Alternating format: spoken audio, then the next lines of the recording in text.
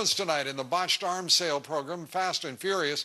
Congressional investigators are now setting their sights on the Federal Bureau of Investigation for some answers.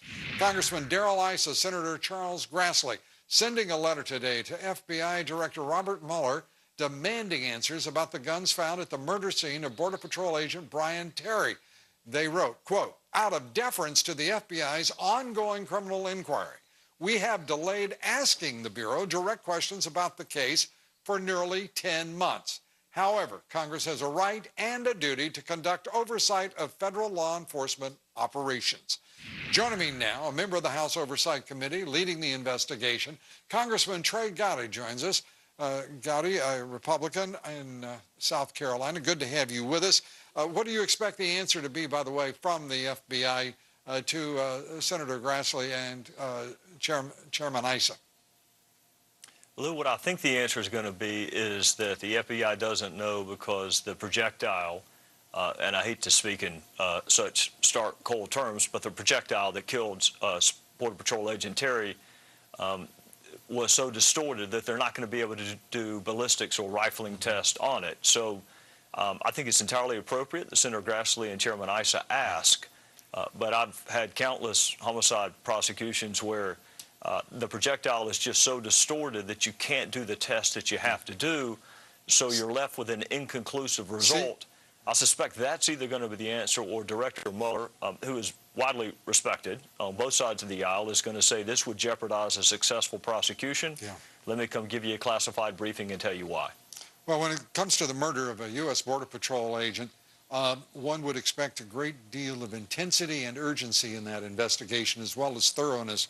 I'm sure we've seen thoroughness. Urgency doesn't seem to be the case. This is, we're now 10 months into this. This is, by any standard, a frustratingly long period for an investigation into a homicide, isn't it? Yes, sir. And every day that goes by, the case gets worse. Nothing in the criminal justice system gets better with time. So my hope is that they're waiting on forensics or ballistics to seal the deal, or else the defense attorneys have asked for a continuance for some reason or the other. But 10 months to 12 months, we need to get this case resolved and let the Terry family have what I hope will begin to be some closure. And the questions seem to just widen. For example, now a dispute by the Justice Department that there were 3 weapons at that murder scene, not 2 as first reported.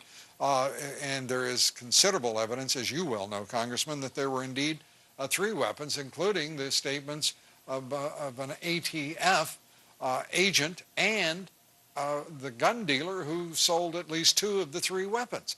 I mean, these questions seem to be growing as the answers seem to be, frankly, not coming forward. Yeah, there's a missing Exhibit 1. Whenever you work a crime scene, obviously you number what you recover, and if you have a 2 and a 3, necessarily you have to have a 1.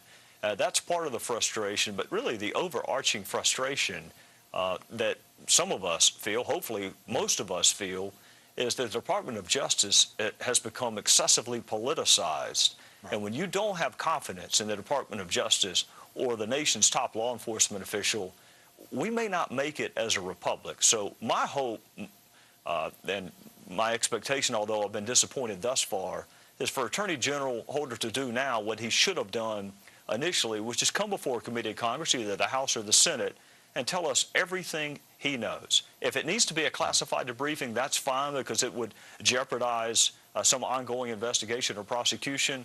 But I can tell you, as a former employee of the Department of Justice, I take no pleasure whatsoever in you and I having this conversation.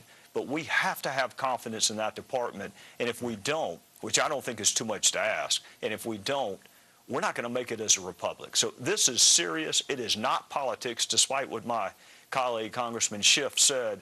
This is so much more important than just political shenanigans. It is about the Department of Justice. You referenced Congressman Schiff, Congressman Adam Schiff. I want to just show our audience part of what he said in calling it a political attack on the Attorney General. Quote, the politically motivated attacks on Attorney General Eric Holder need to come to an end. They are a meritless distraction from the important work of the Department of Justice and the many men and women who work every day to make America safer. The evidence is clear, and the Attorney General has been forthright throughout. I have to ask you, Congressman, straight up, his appearance, the Attorney General's appearance before the House Judiciary Committee was an exercise in two elements at least: contradiction of the facts as we now know them, and secondly, without question, a misrepresentation of the facts. Yeah, I had to smile when I read Congressman Schiff use the word forthright. I was trying to think of what an antonym for forthright would be, like obfuscation or demonstrably false. And if you go on and read farther into Congressman Schiff's letter, he said that Attorney General Holder was very forthright when he learned of serious problems with Fast and Furious.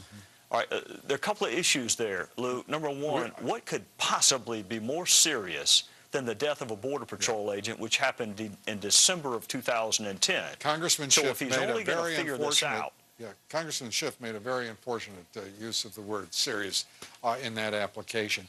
Congressman, we're out of time. But he also missed... I'm sorry, go ahead real quick.